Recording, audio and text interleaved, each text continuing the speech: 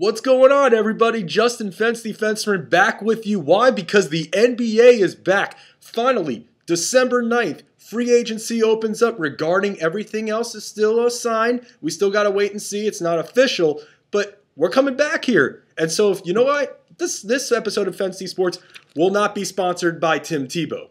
I'm so sick of this guy. It's all I see on ESPN. It's all I see on the news. So Tim Tebow, this is not about you.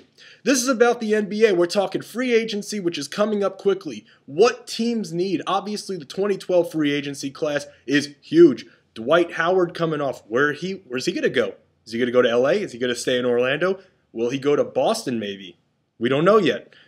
We're talking Chris Paul. We're talking Deron Williams. But that's 2012. We're talking 2011. Guys that can help your team now. Obviously, the proposed CBA agreement suggests 66 games. That's what it's going to be, 66-game season.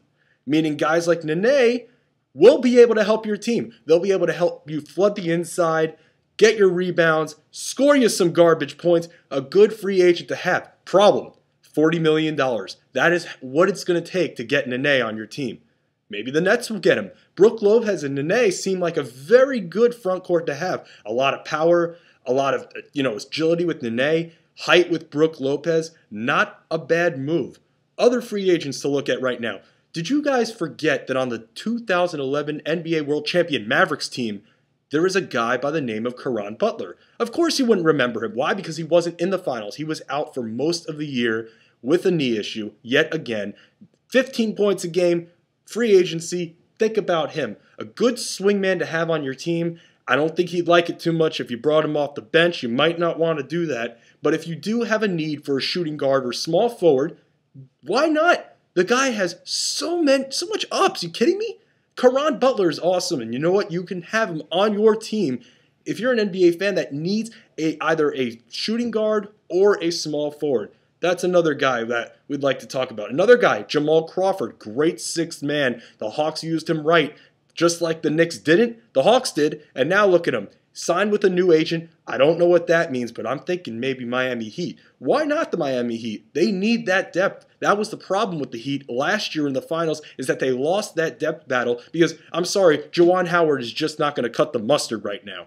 So getting a guy like Jamal Crawford not only takes more pressure off LeBron and Dwayne Wade on the perimeter, but it'll give him more time to breathe on the bench, and you won't have to have LeBron in the fourth quarter. I'd have Jamal Crawford chucking up threes at the start of the fourth quarter, and then you go to LeBron. It gives the Heat that option. They also need a big man as well. Do they have enough to sign Nene?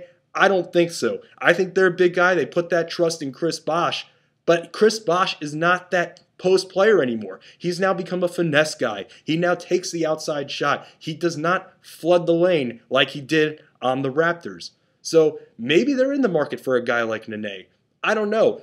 And another person, I've been active on Twitter at Fensty Sports. You can follow me. I'll be tweeting NBA for the rest of the season and for hopefully the rest of eternity. And we don't have to deal with the CBA crap again.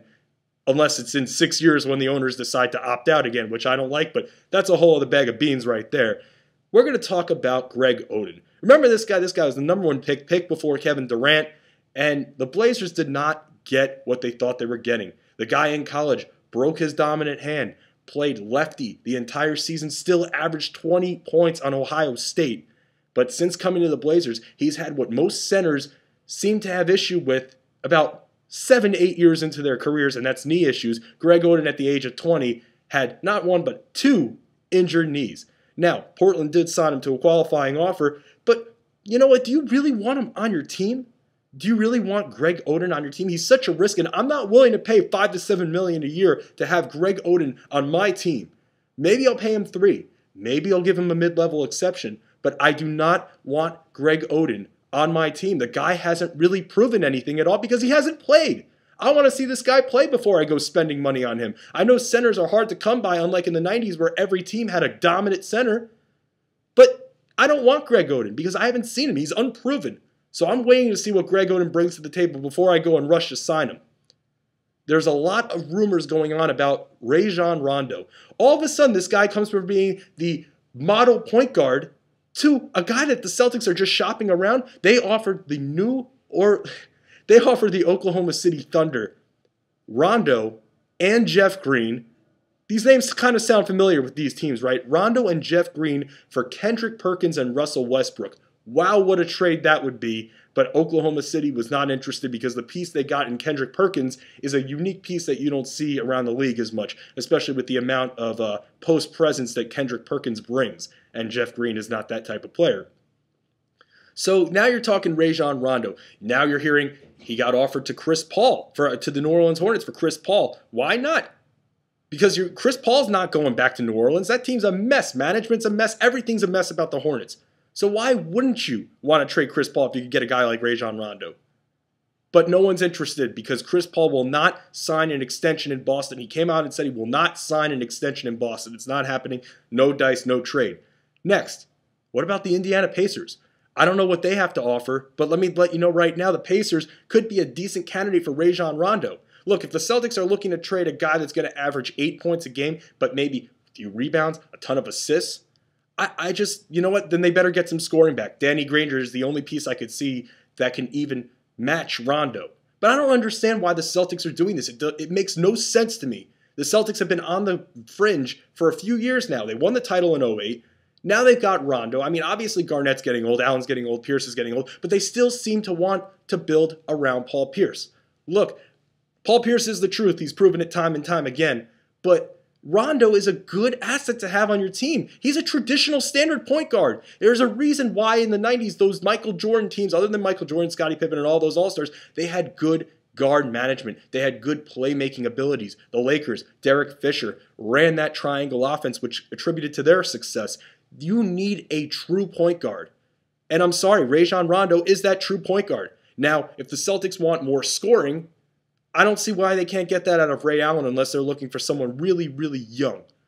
But don't trade Rajon Rondo. You need him. He's a unique talent in the league. He'll bust his butt for you. He'll go diving on the floor. He'll get you those rebounds. He'll play that great defense that he does. Why are you trying to shop this guy around? Let me tell you why. It's because they don't want to pay him. And that's a whole other different story right now. The Celtics, you should try and keep Rajon Rondo while you still have life left in that team. That's the bottom line.